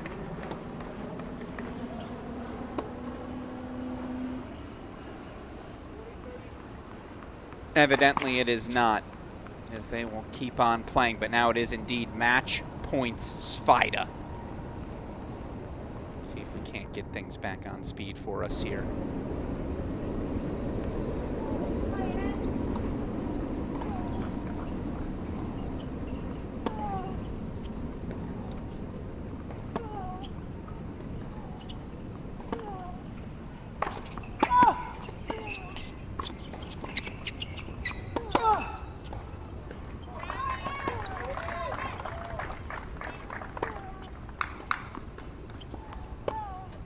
Okay.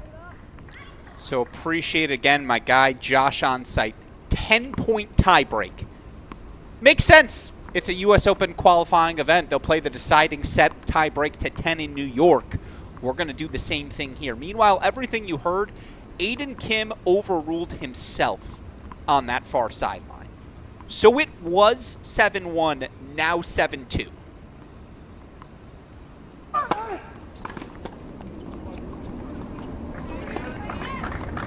Now 7-3.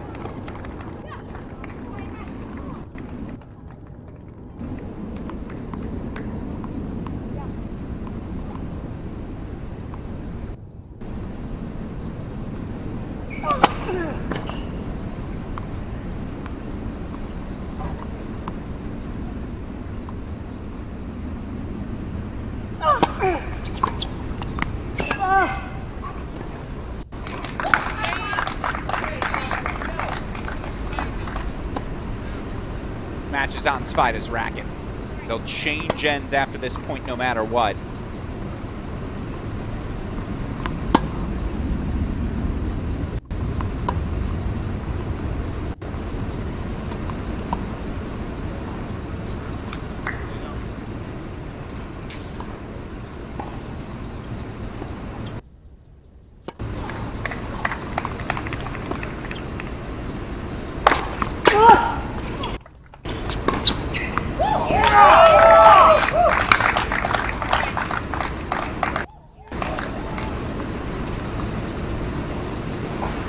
Change ends 9-3 Svida. 6 match points is a good number, right?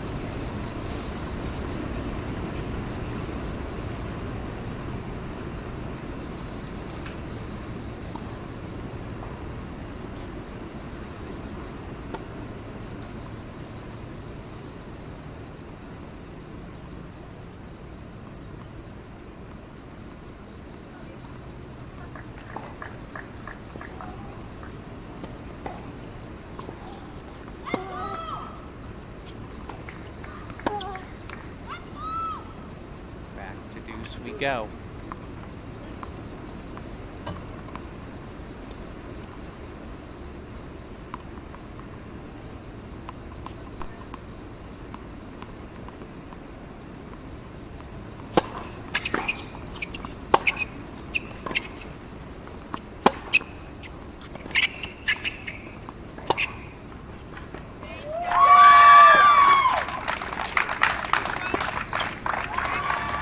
He's going to New York.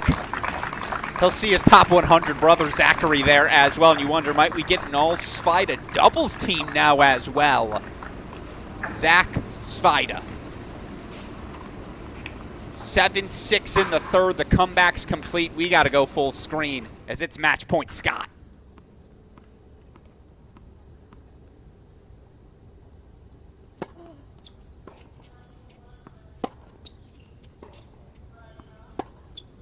Not yet, says Luciana Perry. Back to deuce we go. Meanwhile, again, so our final is set. Svida, Gorsny, an all-state of Texas battle for a U.S. Open wildcard, main draw wildcard. Both will be headed to New York. Again, that's going to be a fun battle. Again, winner of this to face off against Reese Brantmeyer in Thursday's final.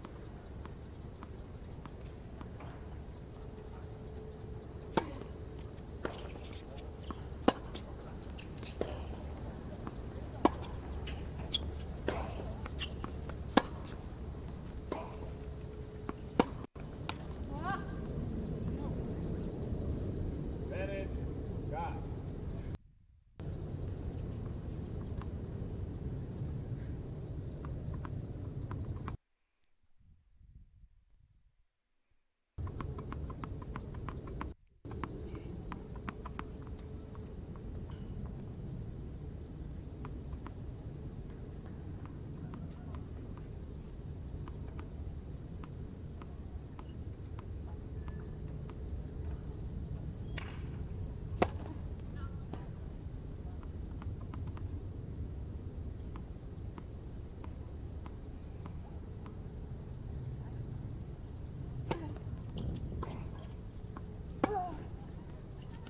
It floats a little wide, and in the end, Katrina Scott, 6-2, 4-6, 6-4.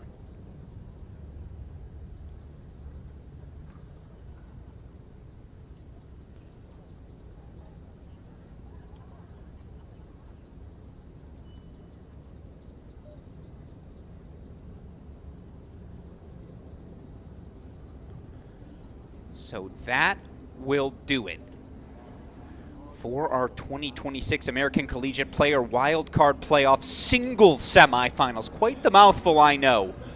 Your scores, one more time for those of you who missed out on any of the action, can show it on our screen now. Our men's final, set. Trevor Svida, 2-6, 6-3, 7-6, knocks out Aiden Kidd, his opponent. Again, two staples of the men's college tennis rankings. They were top 5 players all season long. Svida, Gorsny. Men's singles final set, of course, on the women's side. Is there anything you'd like more than a Reese Brantmeyer-Katrina Scott matchup? Certainly Scott as lengthy a pro resume as any player we had at the collegiate level this past season. But, of course, over these last 4 years, perhaps no one, when healthy, has accomplished more than Reese Brantmeyer out on court, a team national champion, singles national champion. And again, it was an all-UNC doubles final back in 2023 as well, so she's been a part of it all. But in the end, again, your winners, Trevor Svida, Reese Brantmeyer, Sebastian Gorsny, Katrina Scott, they are all through to Thursday's championship match. They have all guaranteed they will be competing in some event at the 2026 U.S. Open. That said, that will do it for night number 1 coverage. A thank you to all of you who joined us here for our 4 singles matches. Here's the good news. We ain't done yet. We got 4 more doubles matches tomorrow. We got 4 championship matches for you all on Thursday. It's going to be one heck of a week as, again, the best from the American Collegiate pool coming together here in Lake Nona to compete for the ultimate prize, a chance for a main draw appearance at the U.S. Open. That said, again, that will do it for tonight's coverage. A thank you to everyone on site, in particular, again, the USTA team. I'm not going to be able to remember everyone's name, but Josh, everyone who helped contribute to our broadcast. Appreciate their efforts. Of course, here we always appreciate the efforts of our producer, Daniel Westoff, best in the business. Makes everything you see on your screen possible. That said, that will do it for Night 1 coverage. Night 2, our double semifinals, kicking off 6:30 p.m. Eastern Time tomorrow. For now, for everyone who contributed to our coverage, I'm your host, Alex Gruskin. You've been watching the 2026 American Collegiate Player Wildcard Playoffs. We will see you all tomorrow night for our double semifinals.